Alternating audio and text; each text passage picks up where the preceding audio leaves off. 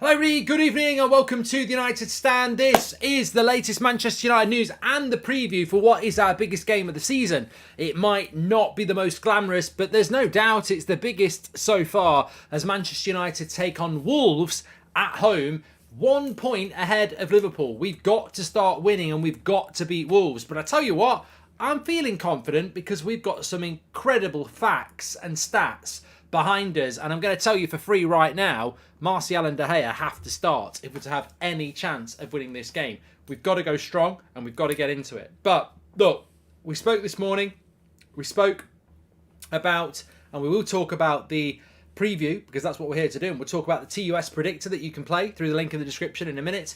But we spoke this morning about the preferred bidder being Sir Jim Radcliffe. This was in the Sun. It's already been discussed a couple of weeks ago as well. We're now hearing, and we did warn you about this morning, we are now hearing that the Rain Group are saying that nobody has officially been told that they are the preferred bidder yet. My answer to that is, look, that doesn't mean a lot. It could mean everything, it could mean nothing. The cynic in me says the Rain Group haven't told Qatar yet that Sir Jim's going to get the deal done. If what I think is true, and that the Glazers have been working with Sir Jim before we were even put up for sale, and this was just to test the water sale, I think Sir Jim might already know he's getting the club. They might just not have told the Rain Group yet. So there's loads of ways you can look at it. I suppose no news is good news, but I've got to be honest about this. I feel like, and I don't know how many of you feel like this, I feel like in relation to this sale, it's like every transfer United have done for the last 10 years. As important as it is, and it's a lot more important than a signing, I'm absolutely fed up of it. I'm absolutely drained with it. And it's a Glazer tactic, whether it's signing players, taking out loans, selling the club, taking dividends. They grind you down.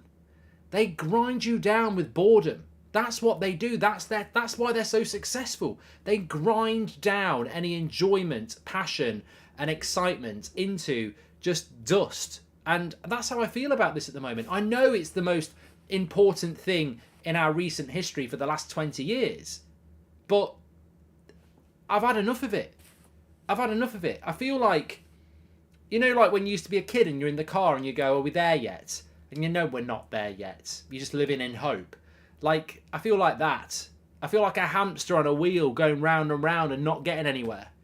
And I suppose back in that car as a kid, I don't know whether any of you ever had this. When you're driving, you might have been to the mother-in-laws or whatever. Not when you're a kid. You shouldn't have a mother-in-law when you're a kid. But, you might have been to your grandparents or something like that. And you're driving back through town and you know exactly where McDonald's is. And once, a year ago, your parents just went, oh, should we get a McDonald's tonight? And when you're a kid, McDonald's is the holy grail. And you're always thinking in your head, there it is. There it is. Are we going to go in? Are we going to go in? And most of the time they drive past, but you're in that hope that they might drive in. Today might be the day. And that's how I feel about this sale. I just feel like the most important people at any football club are the fans. And the most important people at Manchester United are the fans. And as per usual, we are mushrooms kept in the dark and fed on crap. And I'm bored of it. I'm bored of it, but I can't be bored of it, if that makes any sense. It's just, I get angry if I start thinking about it too much because I think it's two American brothers who know shit all about football, who have millions and millions of Man United fans who are so passionate and know the game so well. They've got us all by the nuts, basically.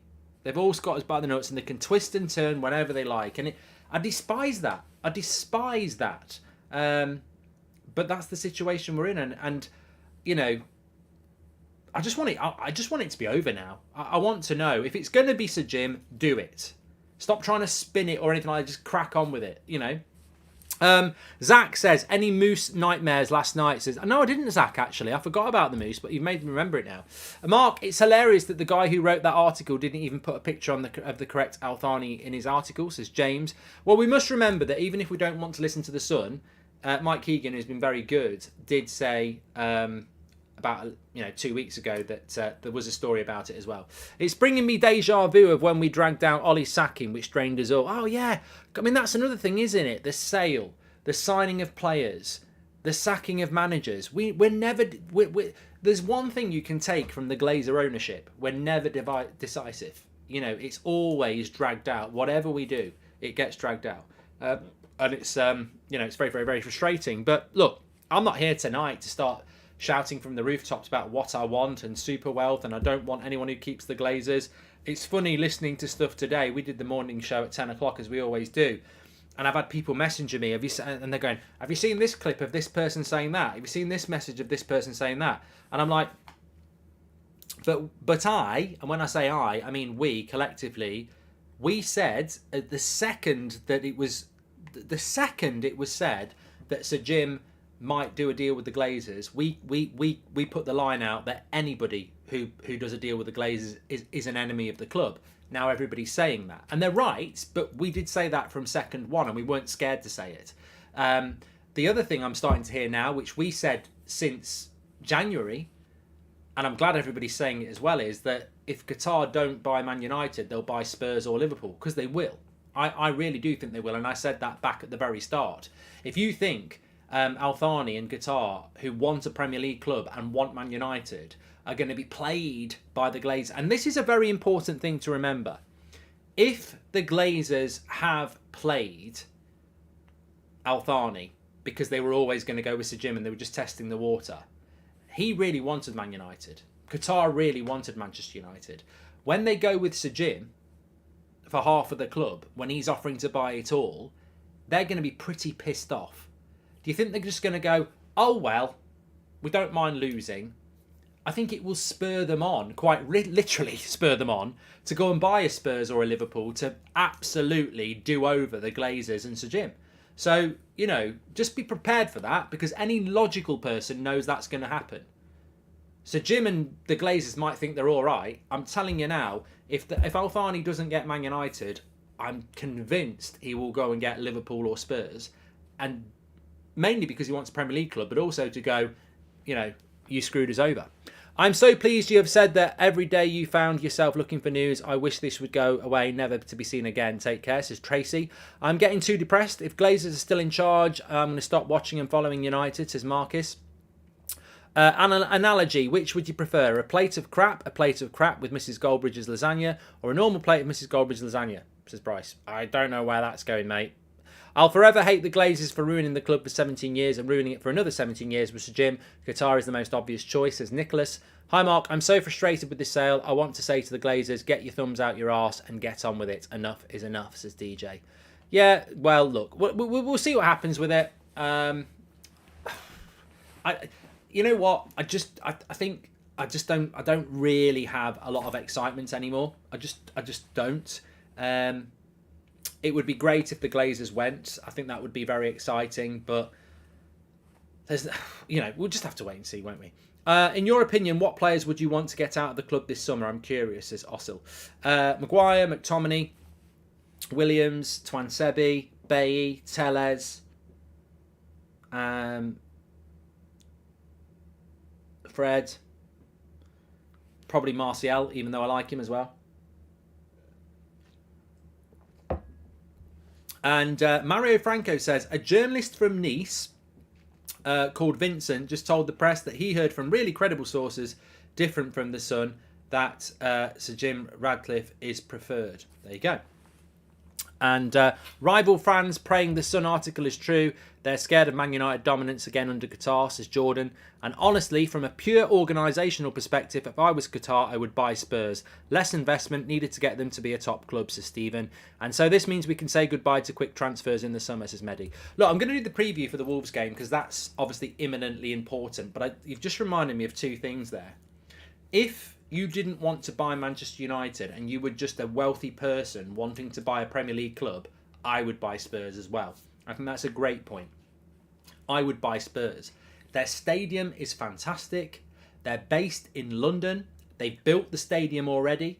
I mean, Chelsea's a great club to buy, but they've got to build the stadium. Spurs, prime location in London, stadium already built. Training facilities are absolutely God's gift.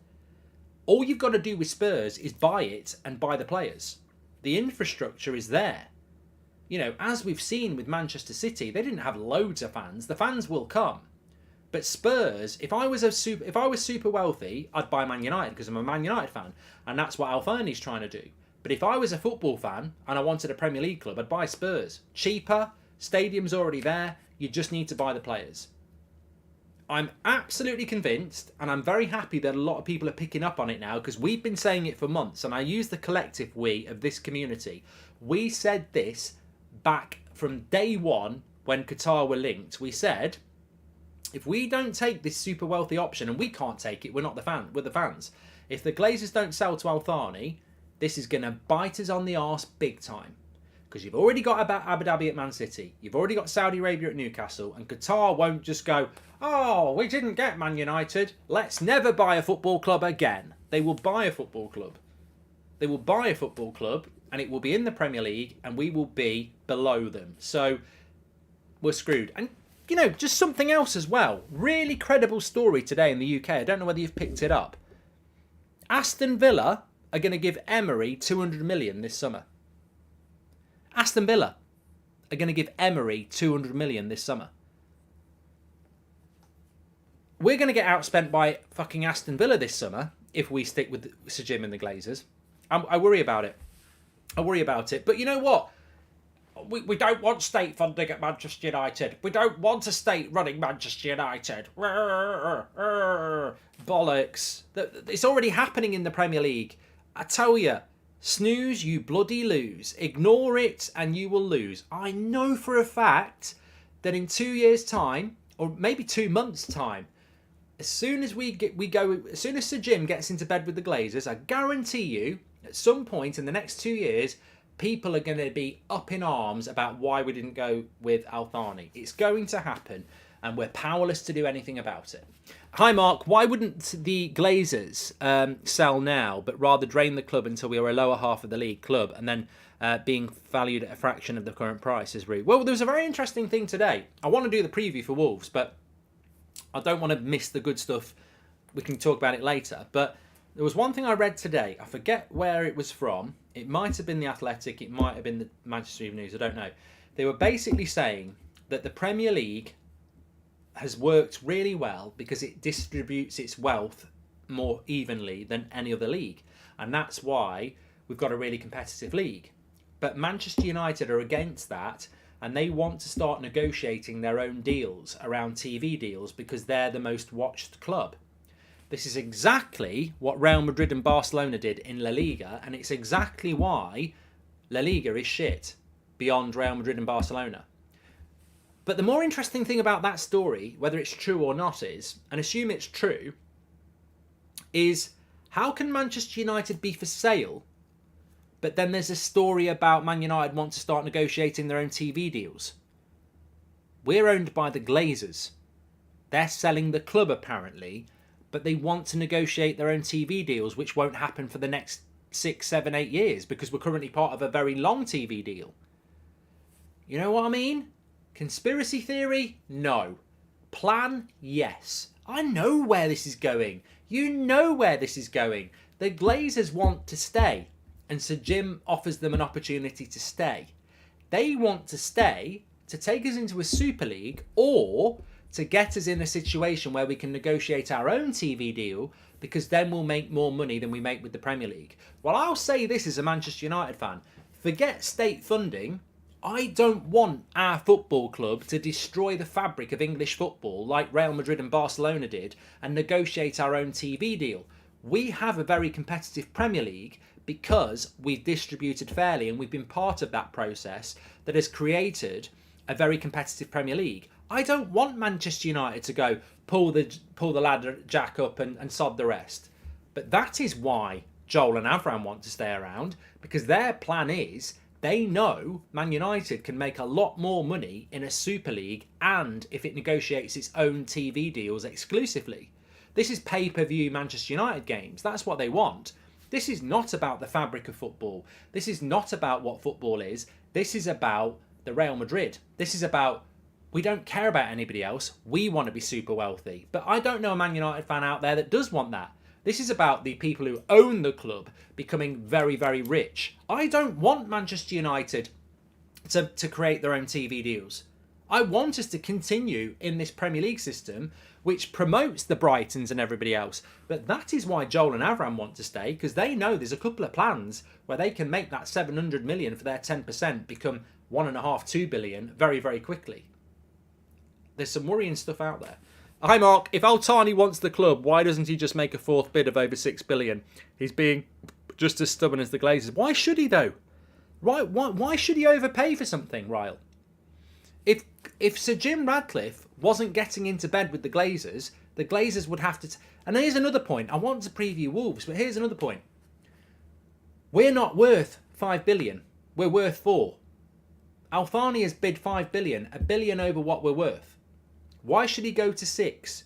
The only reason he's not going to get it if he doesn't get it is because Sir Jim has got into bed with the Glazers. If Sir Jim hadn't done that and become an enemy of the club, the Glazers would have to sell for 5 billion, and that's why Sir Jim's done it, because it's the only way he can do it. That is an American sports model, and they are trying to push their own rights. I hate it, and I'm from America, says John. You're spot on, Mark. This wholesale business was just a long-term con job to create a Super League and turn the EPL into the French League, says Stephen. I spoke to loads of United fans over the last few months, varying different views, and I see it in our chat all the time.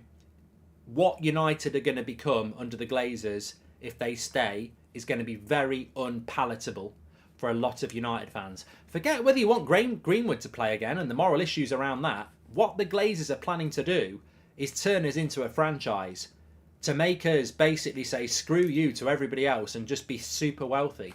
I mean, that's not what Manchester United's all about. That's not what the principles of Manchester United is all about at all. Anyway, let's move on. We've got the preview to do for you, and it's Manchester United against Wolves. We'll come back to that sales stuff in a minute, but Manchester United against Wolves, our biggest game of the season. We are 1 point ahead of Liverpool at the moment with a game in hand. This Wolves game, followed by Bournemouth away, Chelsea at home, and Fulham at home, got to win this game. Manchester United against Wolves. Saturday afternoon at 3 o'clock. We'll be live for the watch along as ever. Don't forget to play the TUS Predictor game. If you haven't played this, just before I give you my team lineup and everything else, if you've not played the TUS Predictor game before, I can tell you what it is all about. So effectively, you get 10 questions, which are, multiple choice. It will be like, how many corners will Manchester United get against Wolves? Under 5, over 5, etc. It's only 2 choices actually, and you do your 10 selections. You compete against each other, and the people at the top win real cash prizes. Over the last few games, people have won 500 quid. Somebody won £1,000. It's £5 to enter. You can play the free play if you want, but you've got to be over 18. BeGambleAware.org. Playing against other United Stand members. Links in the live chat, or you can scan the QR code. I play it as well. I haven't won anything yet, although Adam did win about 50 quid last time. Links in the chat. Play against yourself. A bit of fun while the game's going on as well. Interactive. The TUS Predictor game. A lot of you will have downloaded it already. Don't forget to play again. If you haven't, links in the chat or scan the QR code. Right, let's move on to the game itself. This is how I've got us lined up for this game. Manchester United. So I'm going to go with that. Wolves don't travel well. They don't travel well at all. They're like Wolves, really. They don't travel well. They get travel sickness. And that's how I would line up against them. We're at home. Our home record, by the way, can I just say, what have I just done? Where's that gone? There we go. Can I just say this? There might be a few people in the chat. I'm not reading this because I purposely want to just focus on this. There might be a few people in the chat who are saying, why are you picking Martial? I hate him. Why are you picking De Gea? I hate him. Because Butland and Heaton aren't anywhere near as good as David De Gea if he's got diarrhea. He's still better than those two. And Martial, I mean, Weghorst is terrible. So, look, maybe we do sell Martial. Maybe De Gea won't be the number 1 goalkeeper next season. But for the next few games, we've got to go as strong as we can. And that, to me, is our strongest 11, unless Varane is fit. Now, I don't know whether Varane has trained. There was talk that Varane might be available. If he is, obviously he comes into the team. I'd probably put Luke Shaw at left-back and play Varane and Lindelof as centre-back, to be honest with you. But if Varane's not fit, and I'm not sure he will be, what's that back? What have Lindelof and Shaw done wrong? Against Brighton away, They would have kept a clean sheet if Shaw hadn't handballed it. Against West Ham away, they'd have kept a clean sheet if David De Gea hadn't made a mistake. So there's no reason to change Luke Shaw and Lindelof. And I'd be stunned if he did, because they've done a good job. They've not done anything wrong. I think Dalot's a better left back than Malacia at the moment. And obviously, you've got Wan-Bissaka at right back. And as for anybody who's saying, let's change the goalkeeper, can I just say, I get it. I know what your issues are, but listen to me about what I think. Manchester United at home this season have only conceded 8 goals. 8 goals at home this season. We are the only team in the Premier League with single figures conceded at home. You can moan about distribution, you can moan about the odd mistake, but there is no denying that our defence this season has been incredible at Old Trafford. 8 goals conceded all season at Old Trafford. We've only lost 1, and that was the first game of the season against Brighton, where we conceded 2. So we conceded 25% of our goals in the first game. I can't speak. We've lost 1 game and we conceded 25% of our goals that we've conceded at home. 2 of the 8. It's unbelievable. I can't believe it. In fact, I'm going to double check it. It doesn't make sense to me. How have we only conceded 8 goals at home this season? That can't be right. I don't even think it's right. It can't be right. People in the chat are saying it can't be right. I don't think it's right. I think I've been given false information. But I haven't. I must have been. No, I haven't. We've conceded 33 away and 8 at home. And altogether now, we've conceded 41. It's unbelievable. We've conceded only 8 goals at home this season, and 2 of them were in the first game of the season. Unbelievable. Why is this not being spoken about? Why don't people talk about it? Because it doesn't fit the rhetoric, does it? The media want to go in on De Gea because he's not English. And some of you want to go on De Gea because you don't like his distribution. 8 goals at home all season. You know how many games we've played at home this season? 16. 25% of our goals that we conceded were on the first day of the bloody season. Anyway, I digress. So look, we've got a fantastic home red. Can I just say as well, we've only conceded 8 this season. Newcastle are second with 13. We've conceded 5 less than Newcastle at home, and 13's the best. City have conceded 17. We've conceded nearly 10 less than City. Our home record defensively is brilliant. Now, admittedly, we haven't scored that many at home compared to some people. We've conceded we've conceded the 8, but we've scored 28, which is pretty low considering Leicester have scored a lot more. So we've not scored that many at home this season, but we don't concede many. Wolves themselves don't concede that many goals. Wolves away from home have conceded 31, but they've only scored 12 at home. Now Leicester have... Sorry, I'm getting messed up here. Take a breath, Goldbridge. You're getting too excited. Wolves away from home have only scored 12. They've got one of the worst away records for scoring goals. Leicester away from home have scored 28, and they're shit. Wolves have scored 12 away. So Wolves have only scored 12 goals away. We've only conceded 8 at home. We should be getting a clean sheet on Saturday. We've just got to score. And Wolves don't score many either. So this should not be... I mean, I'm with Stu. He says 3-0 banker. We've got to win this game. And we have to win this game because we've got to just not put pressure on ourselves. We've lost the last 2. We've got to put some pressure onto Liverpool and Newcastle a little bit. We've got to win this game. Our home record when it comes to our home record, we've won 12, we've drawn 3, we've lost 1. And as we know, the 1 lost was the first game of the season against Brighton. In relation to Wolves, they've won 2 away, drawn 5 and lost 10. If we can't win this game with that team, I don't know what's wrong with us. So I'm going to predict a win. I don't care if it's 1-0, 10-0, 3-0. As long as we win, it's all that matters. But he's got to pick that team. I get the issue with Martial. I get the issue with some of those other players. But the minute you bring Weghorst in, the minute you bring Maguire in or Fred, you weaken that team. And the minute you do that, you give Wolves a better chance. That's the best team we can pick. We've got to pick it. Unless there's injury or something like that, that's the team to pick. I wouldn't be thinking about anything else. I wouldn't be getting clever. I wouldn't be thinking I haven't started Maguire for a few weeks. I wouldn't be thinking, ooh, Fred. I wouldn't be thinking about Weghorst at number 10. I'll go with that team. Get Bruno at number 10. Bruno at number 10. Rashford off the left. Anthony off the right. Martial through the middle.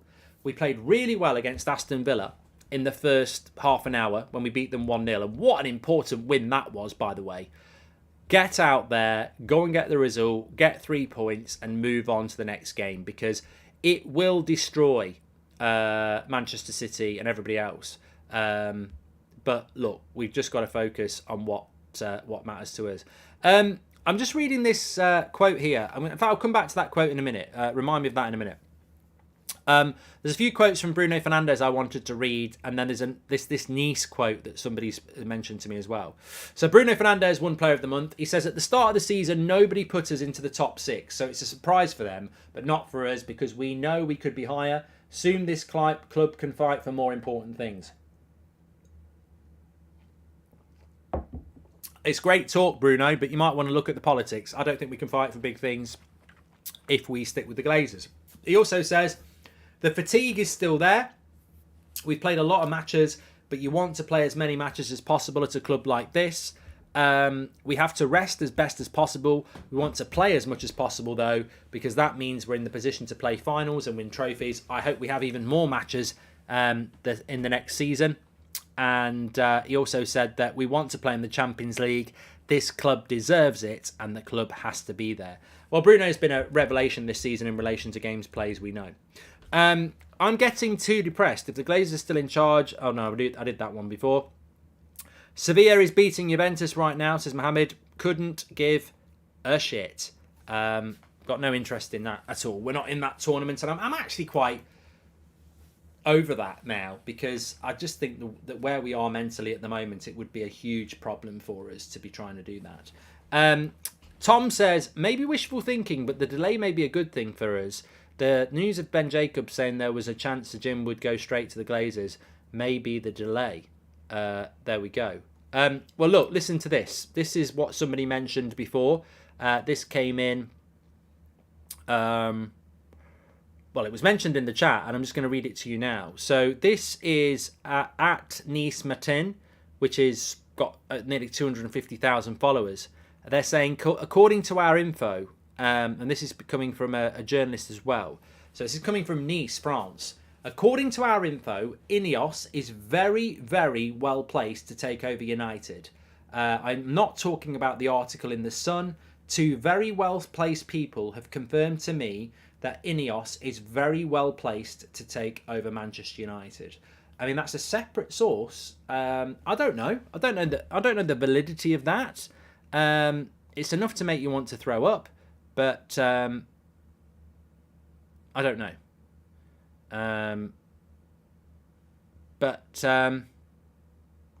Yeah, I don't know.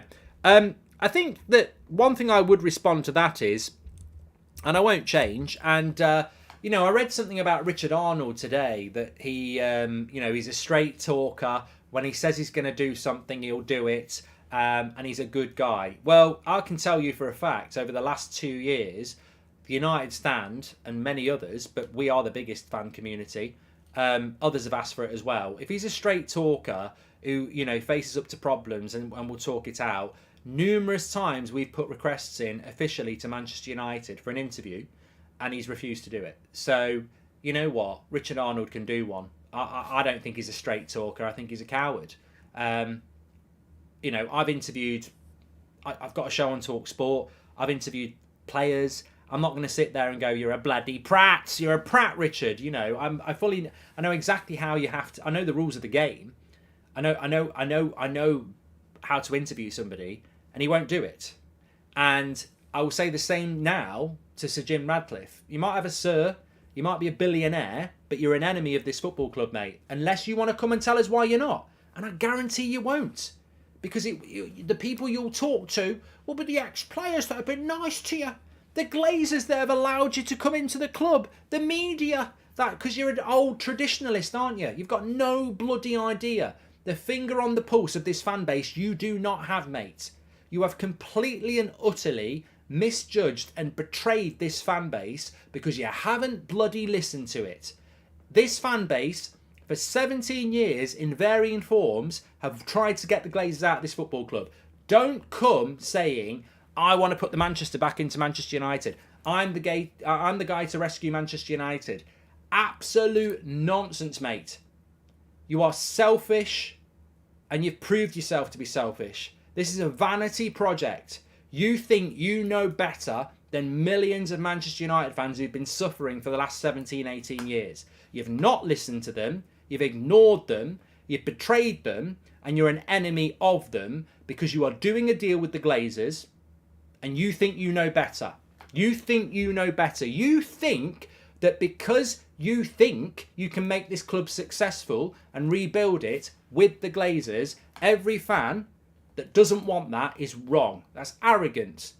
Now, if you want to tell us why you're right, that door is open. But I tell you what, you won't take it. You won't take it and you won't put yourself in that situation. Prove us wrong. Prove us wrong. But the fact is, you've betrayed this fan base. You have. And I know you've got some people that want to back you, but I think it's disgusting. I think it's disgusting to get into bed with Joel and Avram. I think it's absolutely disgusting. And so does a lot of other people. We wanted the Glazers out and you bloody knew it. And we had an opportunity to get them out and you backstabbed the fan base and the full sale option to get yourself into bed with them and buy the club. We had an opportunity to rid ourselves of the Glazers and you gave them a chance to stay. And that's the truth. Now, I hope, because my anger and frustration only comes from one place. I just want Manchester United to win Premier Leagues and Champions Leagues. I want us to compete at the top table. That's all I'm bothered about. It's very shallow, but that's what I want. A lot of other United fans will want that. We had an opportunity to start again afresh. It might not have worked, but it would have been a full sale. It would have been a fresh start. And you and only you have decided one person that you're going to work with two people that have destroyed this club over the last 10 years and keep them here. I can't find that palatable. It makes me want to be sick. I'm disgusted by it. And look, don't come out and say it's not true because you've had 3 weeks to come out and say it's not true. It is what it is. You want to keep Joel and Avram. Oh, I'm going to get rid of him in a few years. Oh, bollocks. No one believes you, mate. No one believes you. I think we're heading towards a really interesting time, and I'm not going to be one of those fans that walks away. You know, that's the easy option. I'm going to stick and see what happens, but I don't think it's going to work out. I don't think it's going to work out. And I tell you what, in a sadistic way, I'll find it bloody hilarious if Althani goes and buys Spurs and batters us over the next few years because of your selfish vanity project that everybody knows isn't going to work. And I tell you for free, if you take us into a bloody Super League or you take us out the Premier League TV deal to fund the Glazers, because ultimately you've got to fund the Glazers to get hold of this club. Joel and Avram should get a kick up the arse and a piss off. You're keeping them there so they can earn more than 700 million. You know, you're actually funding the Glazers because Althani was going to give them 700 million each and they were gone. You're keeping them there on the promise that you'll give them more. Sickening. Absolutely sickening. Mark, this sale is ruining our mental health, says James. It's not ruining my mental health. I wouldn't let it ruin your mental health. I'm just disgusted by it. I'm disgusted how wealth in the wrong hands creates ignorance and betrayal. I've spent so long thinking about it over the last 2 weeks. Is there an angle where I can give Sir Jim the benefit of the doubt? Is there an angle where I'm missing something here? And I don't see it. I don't see it at all because you are keeping the thing we don't want. I don't even know the names of the other Glazers that are leaving. I don't care about Nancy and everybody else. I think I know Nancy, that's it. I don't know them because they don't want to be known because they're not interested. When people say the Glazers and you get the mainstream going, well, they're getting rid of most of them. We're not getting rid of any of them. The two that run United are Joel and Avram. That's what the Glazers are. Both of them are staying. The other lot don't do anything. They're just shareholders. They don't run the club and they're off. We are keeping 100% of the Glazers because Joel and Avram are the problem. At least Radcliffe will put Manchester back in Manchester, whatever that means. I've got no idea, Stephen. Absolutely none. Makes absolutely no sense. But you know what the most disappointing thing is? Look, you know what? I don't want to use something really serious, but it's the only thing that sort of comes to mind. Look, we're talking about football here. I've lost people to cancer. You know, I don't use the word lightly, but in a footballing sense, the Glazers have been a cancer to Manchester United. They've eaten it up in a very, very negative way. And I think over the last 6 months, we felt like we're in remission. We actually thought we were going to beat it. And now I feel like it's come back. That's how I feel about it. That's probably the most honest I can be about the situation. I feel like they've been a cancer of this football club. And over the last 6 months, I felt like there might finally be a light at the end of the tunnel. That we might be able to finally get rid of it. And now I feel like it's come back again. And that's honest. And there will be people out there saying you shouldn't use cancer. There'll be people out there saying stop being melodramatic. But, you know, some people worship religion. That's up to them. But never criticise a football fan because the passion you have for your football club, it's real. You know, I've seen people cry in victories. I've seen people depressed after losses. You know, it's very, very real for football fans. And you cannot put a price and you cannot measure the emotional damage that we've had over the last 10 years, especially under these people. And I just can't believe they're going to stay. I cannot believe they're going to stay. And I almost feel like sometimes people think it's a joke. Oh, ha ha ha, the Glazers are staying. Look at that. And I'm like, I can't overstate how frustratingly sad it is. It's so sad. And somebody messaged me a couple of weeks ago and said they will never forgive Sir Jim Radcliffe if he does this deal with the Glazers. And I was like, it's very strong words, but we may never forgive him. You know, we may never forgive him. And I hope if he does buy the club, there is some ridiculous master plan none of us can see. But I can't see it. I can't see it. I've spoken to people who know a lot more than me about business. You know, I've looked at football. I've spoken to football people. I mean, I've been watching football all my life, like most of you. I just can't. I can't see it. I cannot see it at all. How he turns us into a successful club, because football is so obviously now about super wealth, and we don't have it, and we won't have it. This sale is ridiculous. Let's be honest. The Glazers are hoping for the Super League because United is a cash cow for them, says Ice Wolf Gaming. It's just very depressing. I don't. Your opinion doesn't represent United fans. Jim in, says Red Army. Yeah, you represent about 2% of our fan base at best, mate. But well done. Can you see anarchy after this news, says James. No, I don't actually. I speak for myself. I don't speak for anybody else. But I personally predict that it will be very difficult to protest if Sir Jim gets hold of the club, because we will be drowned out by positive spin. They'll definitely spend a couple of $100 million in the first summer, because that will make people go, oh, he is going to spend money. It's not about what you spend in the first 2 summers. The Glazers have spent money. It's about whether you can sustain it, and they won't be able to sustain it. You can't sustain. We don't make them. Look, the simple maths are this. Man United don't make profit of £100 million a year. We don't even make a profit of £100 million a year. We've also got shareholders. We've also got the Glazers.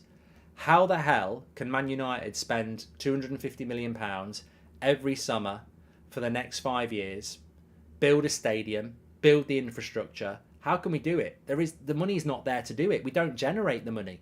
The only way to do it is through handouts from an owner. But our owner only owns 50% of it and is borrowing money to do that. And he's got the Glazers and the New York Stock Exchange who own 30%. Like I say, I've researched it. I've thought about it. I can't see it. We need a bloody miracle. We need a bloody miracle. You just can't. We won't be able to compete. We won't. I think I speak for everyone when I say we need a driving for Goldbridge every week at least. Also, sorry for the would you rather questions yesterday, says Ashan. Yeah, you can watch Driving with Goldbridge. I've got a brand new episode today if you want a little bit of light relief. I don't talk about the sale of Manchester United. They are banking many ifs and uncertainties to achieve this success, says Sally Devil Red. Look. Maybe tomorrow we get a story saying that Al-Thani's buying Man United and all this is just a bad dream, and you know maybe that can happen. You mustn't forget that's still a possibility, but the cynic in me always said, like somebody said this morning, that when United were put up for sale in November, I did a video and I said pretty soon afterwards, my feeling is they've already got a buyer. They're just testing the water to see if somebody will offer something stupid. Well, obviously nobody's offered something stupid because we're not worth something stupid. And I think the person that they already had a deal in place with was Sir Jim. And I think that deal was in place a long time before we were put up for sale, which would fit with the American investment into Ineos, the borrowing, the Super League from American investment, and the fact that Sir Jim back in October or September said what great people the Glazers are. How does he know how great they are? Why is he lying about how great they are? Because he's obviously bloody had conversations with them, isn't it? I don't know. You know, there's people out there that are being pro Sir Jim because they're thinking about the future under Sir Jim and they're thinking, I want to be in the press conference. You know, I've got... That doesn't matter to me. I don't give a shit about that. I don't support Manchester United because I want to get in the press conference or get an interview with Harry Maguire. I support Manchester United because my granddad taught me about Manchester United from a ridiculously young age and his love for Duncan Edwards and the Busby Babes. And my granddad's not around anymore. So, you know, moralistically, I'd rather be truthful and honest to what Manchester United means to me than getting a bloody press conference. You know, my morals are more important than that. I couldn't give a shit, basically. I'm just going to say what I think, and nobody can question my passion or love for Manchester United because I will say the controversial things that I believe because I don't believe in being quiet. There's far greater people than me that have made far more risky decisions than I am about things they believe in. I mean, at the end of the day, we're talking about football. People have stood in front of tanks. People have been murdered in their own country standing up against a ridiculous regime. So I'm not going to not stand up and say that I think anybody who keeps the Glazer in this club is an enemy of the football club. You know, that's just the way it is. DMN says, sorry, Mark, I just can't stand you at all. And yet you're watching the power of the United stand, all those channels, all that porn you could be watching, and you're watching Mark Goldbridge on the United stand on a Thursday night. It's amazing, isn't it? It's amazing, the power. It's ironic it could take foreign investors to save English football if they buy United, while local boy Radcliffe could end up ruining the Premier League, says Stephen Rossi. And answer to Red Army, swivel on it, 90% of the supporters want Qatar. People like you will be the majority because 50% will give up, says DK. Mark, what would be a successful end to the season in terms of ownership, contracts of players, trophies, position in the league, says Way.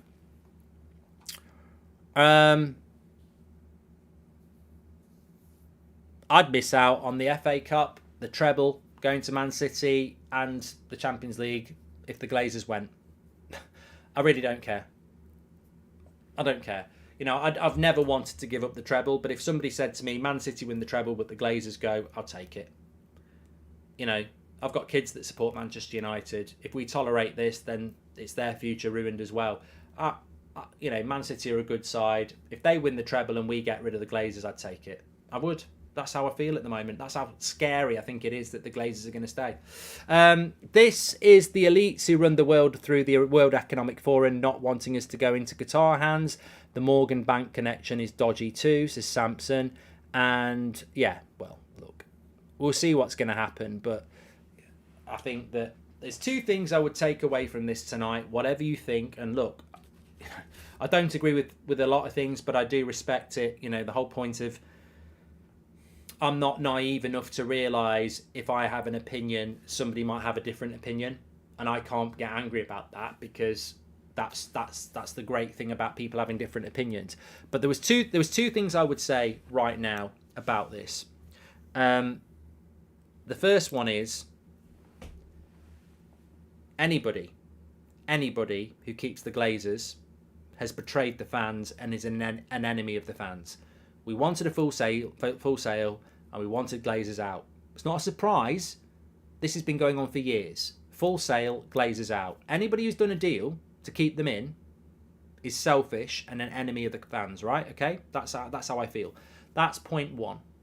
Point two, if Al Thani has been played and Qatar have been played, which they will have been if they don't get the club, because obviously the Glazers were never going to sell.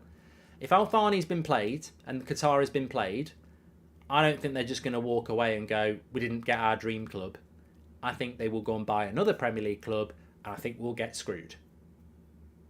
I think we'll already get screwed by Newcastle and Man City anyway, but there'll be another party to screw us as well. So just think about that if this happens. It's not just the fact that the Glazers stay, it's the fact that we've played and antagonised a very powerful and rich entity that will probably buy a rival to screw us over.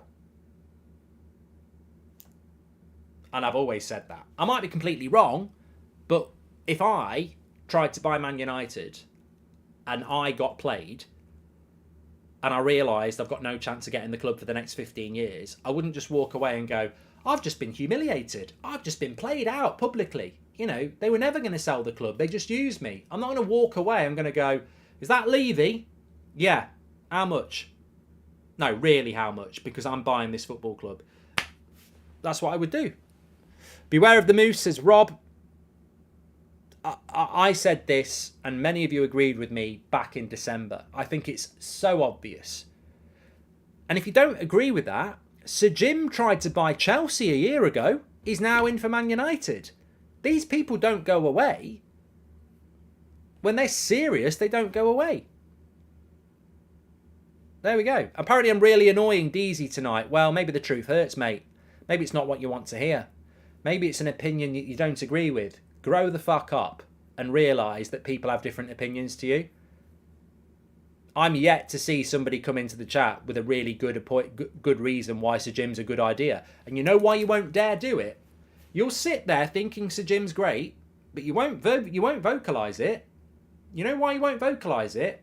Because everyone will just say, I don't care. He's done a deal with the Glazers, who apparently you don't like. Nobody can move past that. Nobody can move past that. It would be unfair of me to speak about a United stand regular because it's not fair. But they wanted Sir Jim, and I said, but he's doing a deal with the Glazers. Oh well, he's local. I think he's got good ideas. He's kept the Glazers, doing a deal with the Glazers. Yeah, but his plans to get rid of them in 3 years' time. How's he going to do that then? Where's the money coming from that? Well, he's probably got some money kept away. Why doesn't he do it now then? Because maybe Joel and Avram want more. Well, why are we paying them more then? What's going to happen? What's the plan? There's no plan. They don't know. They're just guessing. Anyway, look, maybe I have annoyed a few people tonight. I apologise for that. It's just I'm very passionate about this, and a lot of people are as well. Make sure you smash a like on the video. Massive game against Wolves at the weekend, as you know. And don't forget, if you've played it before, you may as well play it. But if you haven't played it before, TUS Predictor, 10 questions, either or, match game scenarios, cash prizes to be won. You've got to be over 18, begambleaware.org, but the link is in the description and you can scan the QR code. These things will be to do with the game, like will Bruno score? How many corners will we get? Over 4 or under 4? Things like that. Give it a go. It's only against other United Stand viewers as well. It's not open to, everybody. You've got to go through and play our leagues. Links in the chat or scan the QR code. Thanks everyone for watching. It's Friday tomorrow. I'm on the 10 o'clock show. I'll see you then.